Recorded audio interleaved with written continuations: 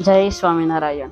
ઉત્તરાયણનો તહેવાર એટલે આનંદનો તહેવાર, પણ યાદ રાખીએ આ આનંદ કોઈના માટે દુઃખદ ઘટનામાં ન પરિણમે. કેમિકલ, કાચ આદિક દ્રવ્યોથી રંગાયેલી ઘાતક દોરી કોઈની જીવન દોરી ન ટૂંકાવી દે, એનું પણ ખાસ ધ્યાન રાખીએ.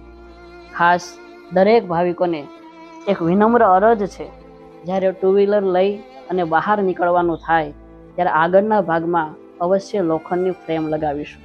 ઘણા એવું કહેતા હોય છે કે લોખંડની ફ્રેમ લગાડેલી ગાડી સારી નથી દેખાતી. અરે મારા ભાઈ, ગાડી સારી દેખાય કે ન દેખાય, તમે જ દેખાતા બંધ થઈ જશો એ કેમ ચાલશે? ફોર વ્હીલર લઈ અને નીકળનારા ભાવિકો પોતાના દીકરા દીકરીઓ સનરૂફ ગ્લાસ ખોલી અને બહાર ન નીકળે એનું પણ અવશ્ય ધ્યાન રાખશો. ગયા વર્ષે ફક્ત સુરતમાં 10 દિવસમાં 4 થી 5 બાળકોના ગળા સનરૂફમાંથી બહાર નીકળેલા અને કપાઈ ગયેલા. આ ઘાતક દોરીથી અનેક નિર્દોષ અબોલ પક્ષીઓના જીવો પણ ઘણી વખત જતા હોય છે.